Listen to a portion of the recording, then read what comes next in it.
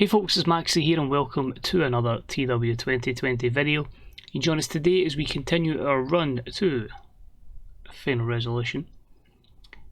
It's another event with a bit of rotation. As I say, we have to keep our wrestlers fresh. And we carry on maybe one or two storylines, but we build up a couple more. As of course we have to care about getting growth in our company, but also the development of our upcoming athletes. So, without further ado, let's jump into this week's Impact Wrestling and Access TV taping.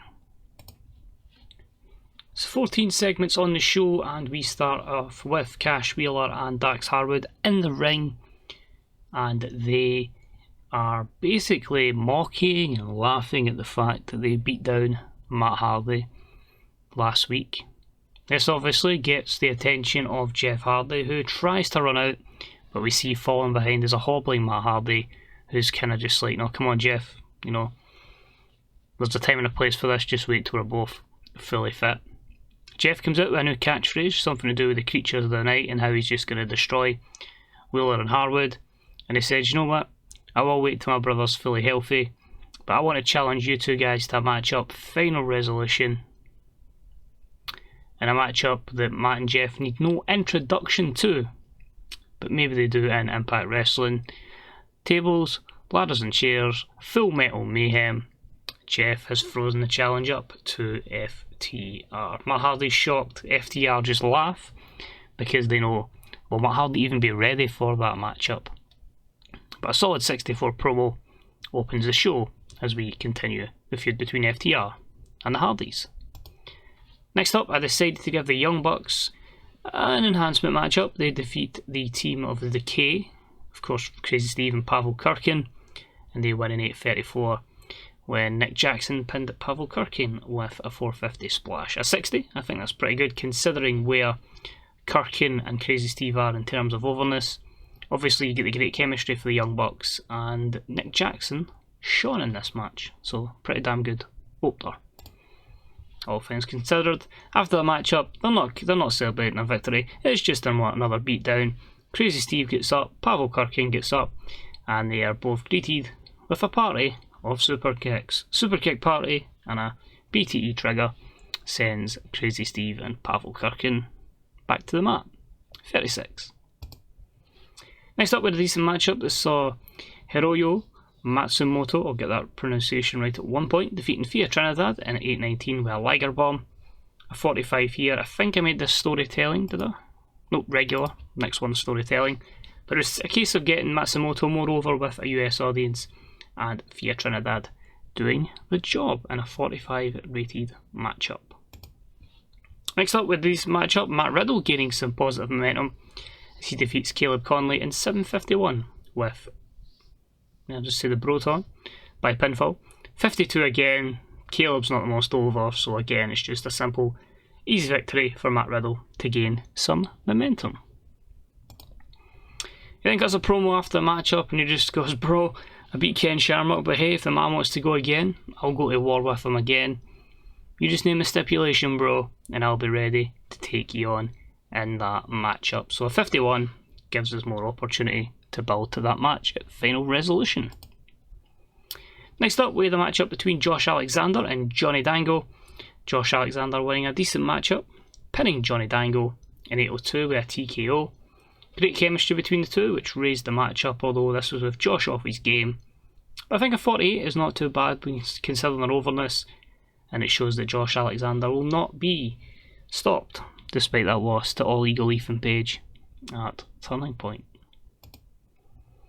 Now the matchup that was storytelling, we had a decent matchup that had Venny pick up the victory over Taya Valkyrie in 8:13 with the springboard cross body. Both are level in terms of in-ring performance. 44 played a 45. The match itself was a 40.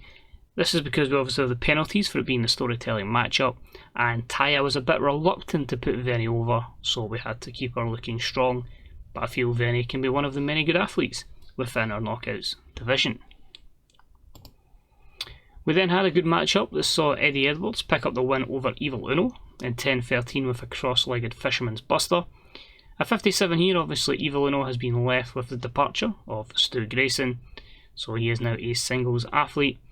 and Eddie Edwards. I think someone I never seem to get behind, which is a shame because he is very talented.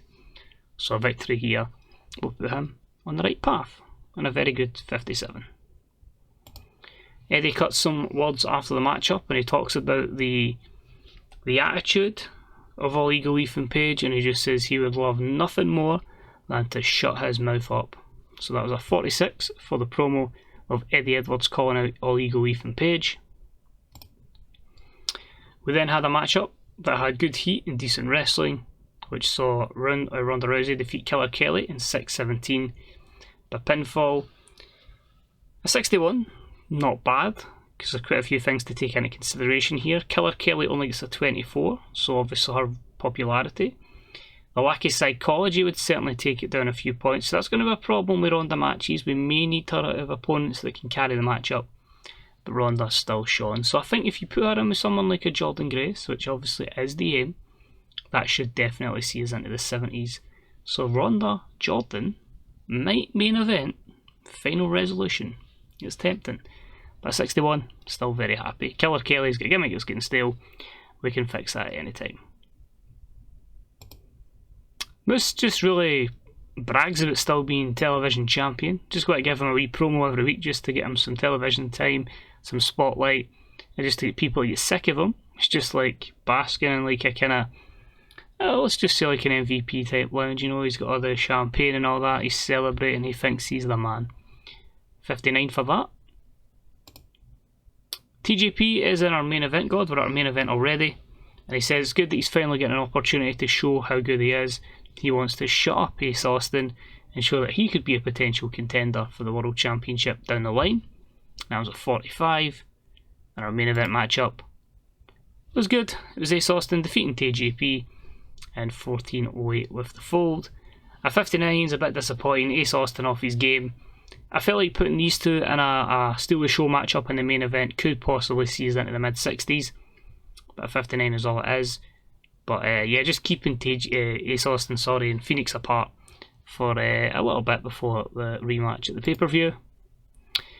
This again gives us popularity in 28 regions, and of course our show will continue to be worse because we can't afford to upgrade production values. But overall, fairly happy. Maybe we could have used a stronger promo to help us, and I don't want to tire out Jeff Hardy by having him main event every week, but it was certainly a good hand that we could use in Ronda Rousey. So quite a few matches, few angles, but it's given people positive momentum that they can take into the pay-per-view. And of course, we'll have a bit of a rotation for next week's taping. So thanks for watching, take it easy, and hopefully I'll see you for that taping in a few days' time.